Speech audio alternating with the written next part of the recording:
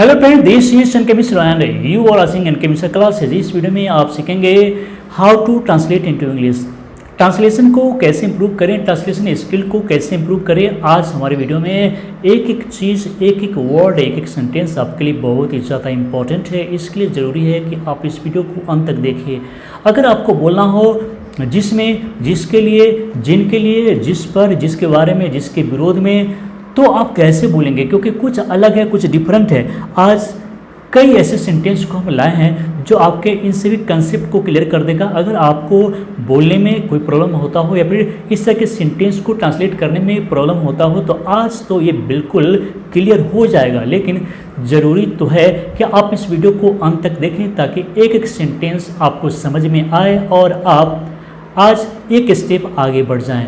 तो लेकिन ज़रूरी है कि आप इस वीडियो को अंत तक देखिए और इस वीडियो को लाइक कर लीजिए। अगर आप पहली बार इस चैनल पर आए हैं तो आप इसे सब्सक्राइब कर लीजिए और बेल आइकन को जरूर दबाइए ताकि हमारी नोटिफिकेशन आपको मिलती रहे। आपको बता दें कि मैं रोज़ सवेरे 5 बजे वीडियो अपलोड करता हूं, आपके लिए रोज़ सवेरे 5 बजे उठता हूं। तो ज़रूरी है कि आप भी रोज़ सवेरे उठिए और मेहनत कीजिए, कुछ नया सीखिए मेरे साथ। तो चलिए एक एक सेंटेंस को देखते हैं। पहला सेंटेंस लेते हैं और उससे डीपली जानते हैं। पहले, the house in which I live is not mine. The house in which, वह घर जिसमें, क्योंकि आपको मैं बता दिया हूँ कि जिसमें का इंग्लिश क्या होगा। तो the house in which I live is not mine. अब इस सेंटेंस से बहुत कुछ सीखने को मिलेगा। आपको बता दें कि इस सेंटेंस में दो सेंटेंस जुड़ा हुआ है। एक एस सी मीन्स होता है सब ऑर्डिनेट क्लॉज और दूसरा P C means principal clause. अब ट्रांसलेशन बनाने के लिए इन दोनों को जानना जरूरी है। प्रिंसिपल क्लॉज का मतलब है पूर्ण सेंटेंस और एस-सी सब ऑर्डिनेट क्लॉज का मतलब होता है अपूर्ण सेंटेंस, जिसका कोई पूरा अर्थ समझ में नहीं है, पूरा अर्थ न हो। तो यहाँ पर जैसे लिखा हुआ है the house in which I live is not mine, दो सेंटेंस जुड़ा हुआ है। पहला है the house is not mine और दूसरा सेंटेंस है इन विच आई लिव। दोनों को कंबाइन करके यहाँ पर आप बोलेंगे the house in which I live is not mine. वह घर जिसमें मैं रहता हूँ वह मेरा नहीं है। तो आपको याद क्या रखना है, इन विच किसी भी निर्जीव चीज़ के लिए आपको यूज़ करना है कि जिसमें, तो इन विच का प्रयोग करेंगे, आप ये याद रख लीजिए। इन विच का मतलब यहाँ पर जिस गांव में, वह गांव जिसमें मैं रहता हूँ, वह डब्बा जिसमें पैसा है, वह जेब जिसमें पैसा है, वह रूम जिसमें मैं रहता हूँ, जिसमें वह रहता है। तो इस तरीके से आप इन विच का प्रयोग करेंगे। चलिए आगे बढ़ते हैं क्योंकि आपसे हम सेंटेंस भी अंत में पूछ सकते हैं। चलिए, the boy with whom you are talking is my friend. Next sentence है the boy with whom you are talking is my friend. आप याद रखिए कि विद होम या फिर इन विच के बाद सब्जेक्ट आना चाहिए, क्योंकि अगर इसके बाद हेल्पिंग वर्ब आया तो जुल्म हो जाएगा, क्योंकि इसका सेंटेंस बदल जाएगा। जैसे इन विच का मतलब होता है यहाँ पर हो जाएगा किस चीज़ में हो जाएगा, लेकिन इन विच का मतलब यहाँ पर जिसमें बता रहे हैं। अगर आप विद होम का प्रयोग करते हैं और इसके बाद हेल्पिंग वर्ब का प्रयोग कर देंगे तो फिर हो जाएगा किसके साथ, लेकिन आपको हम बता रहे हैं जिनसे। तो इसके लिए ज़रूरी है कि आप विद होम के बाद सब्जेक्ट का ही प्रयोग करें। तो फिर से देखते हैं, द बॉय विद होम, वह लड़का जिससे यू आर टॉकिंग, आप बात कर रहे हैं, इज माई फ्रेंड, वह मेरा दोस्त है। इस तरह के सेंटेंस में वह मेरा दोस्त है तो यहाँ पर डायरेक्ट इज माई फ्रेंड हो गया है, याद रखेंगे, क्योंकि ये कंबाइंड किया हुआ है प्रिंसिपल क्लॉज को और सब ऑर्डिनेट क्लॉज को। इस तरीके के सेंटेंस को बहुत सारा आप बनाएंगे, कई सेंटेंस को बनाएंगे तब जाकर क्लियर होगा। जैसे अब नेक्स्ट सेंटेंस को देखते हैं, वो क्या है, the girl at whom you are looking is my sister. अब फिर से देखेंगे, द गर्ल एट होम, वह लड़की जिस पर यू आर लुकिंग, जिस पर तुम देख रहे हो, इज माई सिस्टर, वह मेरी बहन है। अब इसमें भी दो सेंटेंस है, the girl is my sister at whom you are looking. दो सेंटेंस को जोड़ दिया गया है और एक बन गया। इसमें भी सब ऑर्डिनेट क्लॉज और प्रिंसिपल क्लॉज है। तो अब जिन पर बोलना हो या जिस पर बोलना हो किसी व्यक्ति के लिए, तो आप एट होम का प्रयोग करेंगे। याद है कि नहीं, याद रखिए, जिस पर मतलब एट होम। चलिए नेक्स्ट सेंटेंस को देखते हैं, क्या है, the mobile at which you are looking is not mine. The mobile at which you are looking is not mine. आपको जैसा कि मैं बतला दिया कि अगर कुछ सजीव है तो जिस पर के लिए या जिन पर के लिए एट होम का प्रयोग करेंगे, लेकिन वही अगर निर्जीव है तो एट विच का प्रयोग करेंगे। याद हो गया, याद हो रहा है कि नहीं हो रहा है। अगर कोई सजीव है तो जिस पर या जिन पर के लिए क्या करेंगे, एट होम। अगर निर्जीव वस्तु के लिए प्रयोग कर रहे हैं जिन पर या जिस पर, तो एट व्हिच का प्रयोग करेंगे। जैसे द मोबाइल, वह मोबाइल, एट व्हिच जिस पर, यू आर लुकिंग आप देख रहे हैं, इज नॉट माइन मेरा नहीं है, वह मेरा नहीं है। तो the mobile at which you are looking is not mine, जिस मोबाइल पर आप देख रहे हैं या वह मोबाइल जिस पर आप देख रहे हैं वह मेरा नहीं है।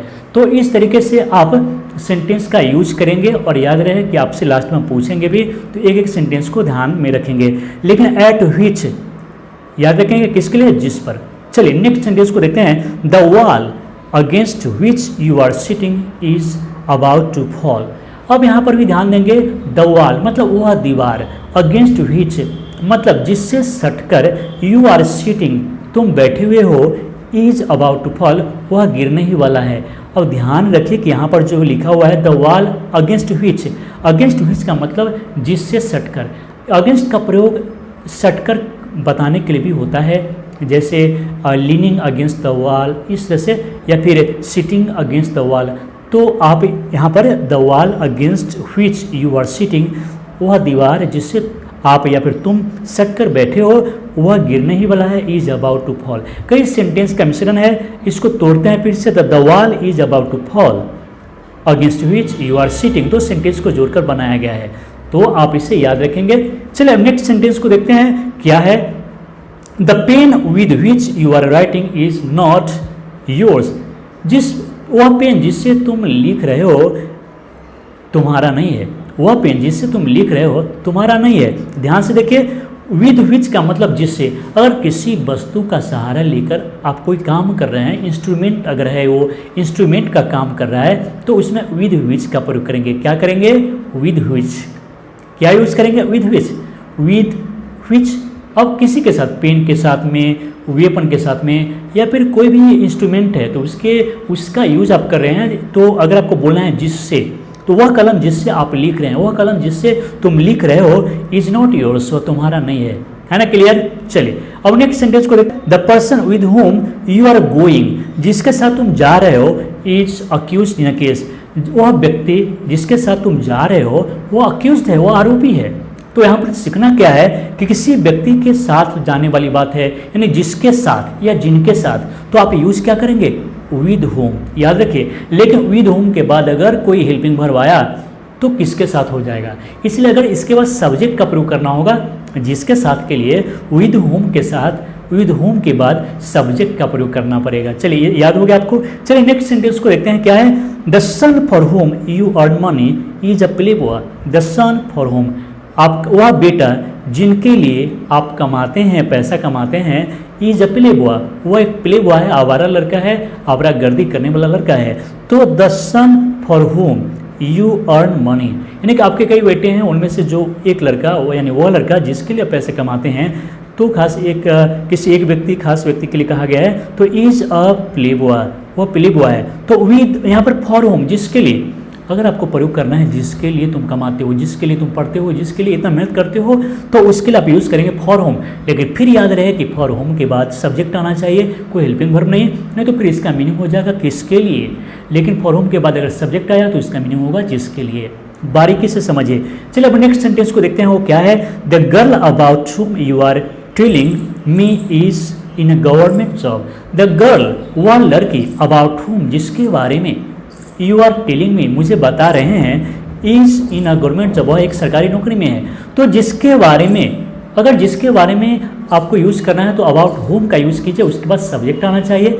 लेकिन वही अगर कोई हेल्पिंग वर्ब आ गया तो इसका मीनिंग होगा किसके बारे में, इसलिए अबाउट होम के बाद कोई सब्जेक्ट आना चाहिए। तो अबाउट होम का मतलब जिसके बारे में, तो वह लड़का जिसके बारे में आप बोल रहे हैं, वह लड़की जिसके बारे में आप मुझे बता रहे हैं, वो एक सरकारी नौकरी में है। तो यहाँ पर अबाउट होम का मतलब जिसके बारे में, याद रख लीजिए। चलिए नेक्स्ट सेंटेंस को देखते हैं, वो क्या है। The shop from where you buy a pen is close today. वह दुकान जहाँ से आप खरीदते हैं कलम, वह आज बंद है। तो जहाँ से कोई प्लेस के लिए यूज़ किया जा रहा है, जहाँ से। लेकिन याद रखें, अगर फ्रॉम वेयर के बाद सब्जेक्ट नहीं आया तो इसका मीनिंग हो जाएगा कहाँ से। तो फिर आपको करना क्या है, क्या करना है बोलिए, जल्दी बोलिए।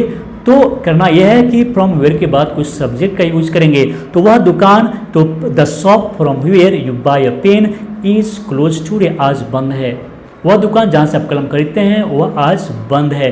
तो आप यहाँ से क्या सीख रहे हैं, फ्रॉम वेयर मतलब जहाँ से, और सभी एससी और पीसी का काम कर रहा है क्योंकि the shop is close today, from where you buy a pen इस तरीके से है और इसको जोड़कर लिखा गया है the shop from where you buy a pen is close today. चलिए नेक्स्ट सेंटेंस को देखते हैं, वो क्या है, द चेयर ऑन व्हिच, मतलब वह कुर्सी जिस पर you are sitting is mine, वह कुर्सी जिस पर आप बैठे हुए हो वह मेरा है।